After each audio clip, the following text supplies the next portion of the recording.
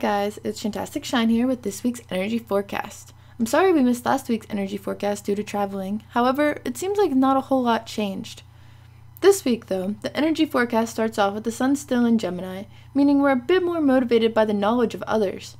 Communication is a need for us to thrive and survive. We're tending to scatter our energies all over the place though, rather than focusing on one topic.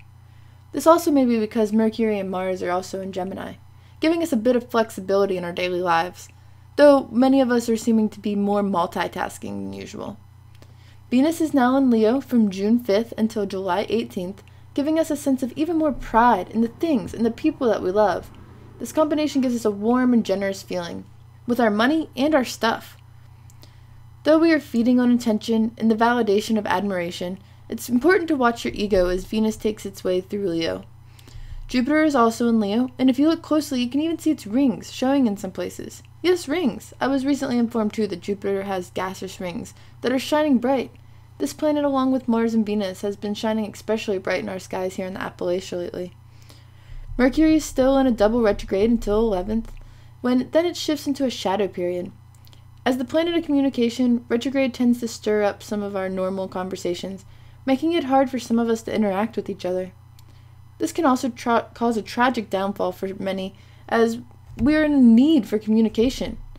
It's important to remember that now is not the time to be making negotiations, big purchases, or decisions, though planning for them to happen afterwards is still a great idea.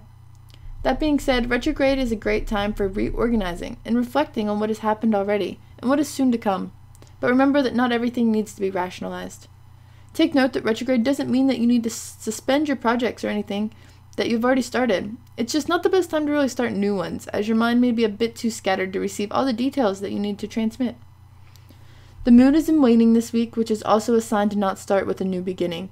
It's important to focus on finishing up projects that you've already got started. This week's moon map shows that it will start in Aquarius on Sunday, then take a shift through Pisces on Tuesday, Aries on Thursday, and then enters Taurus on Friday as it ends its void period.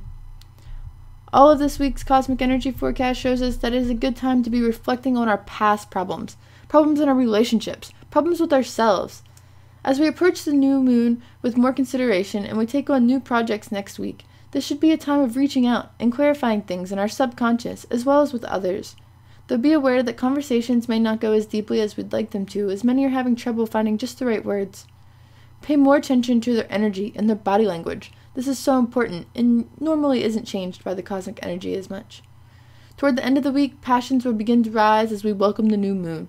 So take time to enjoy yourself this week while reflecting, and remember to stay awake and shine on always. Thank you again for joining me for this week's energy forecast. Shine on.